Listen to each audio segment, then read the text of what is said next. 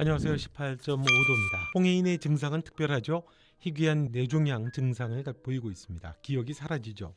시간이 흘러가고 자신이 어디에서 뭘 하고 있는지를 한동안 기억을 못하게 됩니다. 기억만 못하던 게 언제부턴가는 몽환적 분위기 속에서 혼자 걸어가는 장면이 많아지고 있습니다. 늘 홀로 버려진다는 거죠. 계절은 앙상하거나 겨울이거나 아무튼 삭막합니다. 뇌의 안개처럼 퍼져 있는 특이한 뇌종양 증세처럼 몽환적인 안개가 늘 끼어 있습니다. 홍해인이 보는 이 환상으로 보고 있는 이 장면은 홍해인을 설명하는 아주 중요한 장면이면서도 왜 그렇게 현우의 손을 먼저 잡지를 못하는지를 나타내고 있는, 혜인이를 설명하고 있는 아주 중요한 장면인 것 같아서요. 몇 번의 방황하는 장면이 나옵니다만 구체적이고 인상적인 그런 장면이 3개 정도 있었죠. 사냥터에서 가족이 사냥을 하고 있을 때 증세가 나타납니다. 혜인은 길을 잃게 되죠. 그때 거대한 멧돼지를 만나게 됩니다. 누군가 의도적으로 풀어놓은 것으로 나오는데요. 아무튼 생명의 위협을 받게 됩니다. 그때 현우가 나타나서 구해주죠. 알고 봤더니 특수부대의 특별한 사격 능력을 가진 현우입니다. 어떻게 보면 잘생긴 데다가 그런 능력까지 현우야말로 판타지스타라고 할 수 있겠네요. 또 사무실에서 순간적으로 뇌종양 증세를 보인 혜인이 본 게 있었죠. 한겨울 눈길 위를 걸어가는 장면입니다. 빨간 구두를 신고 추위에 손을 녹이면서 걸어가는 혜인입니다. 또 하나는 현우의 시골집이죠. 집을 나오면서 길을 잃게 되고 밤늦게까지 정처 없이 헤매다가 하얀 옷이 엉망이 되고 몰골이 그야말로 말이 아닙니다.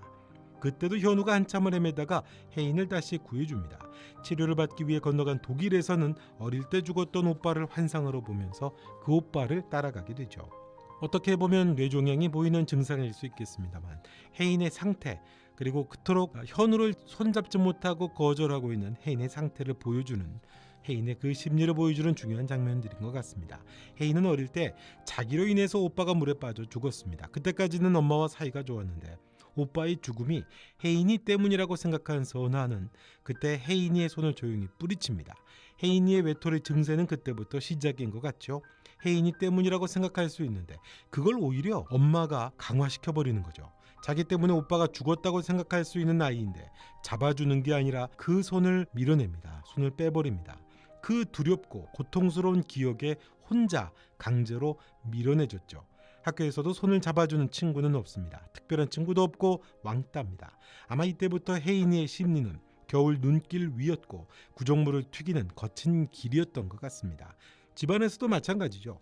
혜인은 일부러라고 생각할 만큼 차갑습니다. 그건 혼자 견뎌야 하는 길이라고 생각을 해서겠죠. 아들을 잃은 가족이고 혜인이의 손을 밀쳐낸 가족입니다. 가족들과도 의도적으로 각을 세울 수밖에 없죠. 결혼도 엄마가 원하는 결혼이 그래서 아니었습니다. 그래서 혜인은 오랫동안 혼자였던 걸로 보입니다. 자기 때문이라고 생각하는 어린 여자아이가 보호를 받지 못했고 오히려 죄의식이 강요됐던 것 같죠.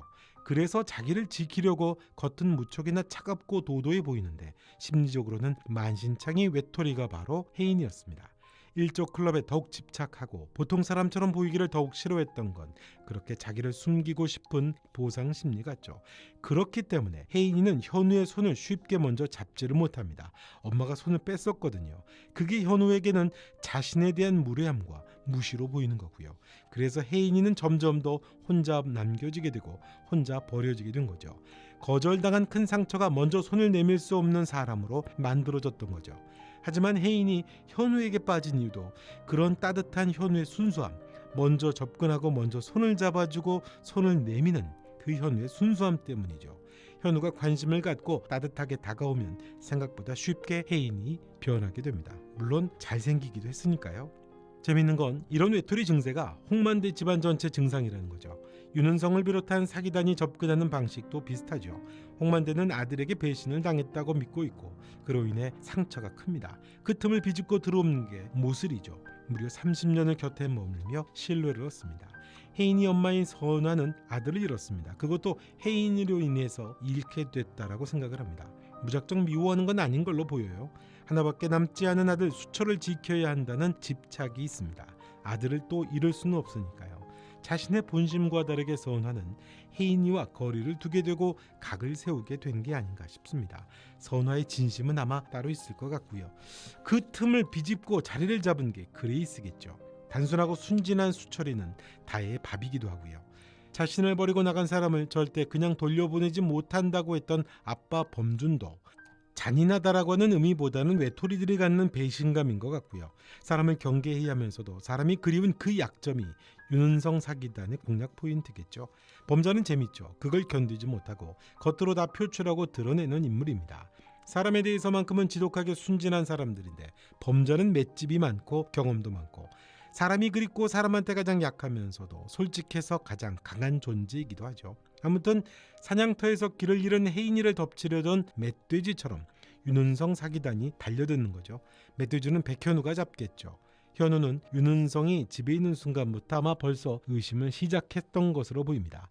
이제 1대4의 싸움이 기대가 되네요. 이번 영상은 여기까지 하겠습니다. 영상 좋으셨다면 구독과 좋아요, 알림 설정도 부탁드리겠습니다. 여러분은 어떻게 생각하시는지 댓글도 남겨주시면 고맙겠습니다. 지금까지 18.5도였습니다. 또 뵙겠습니다.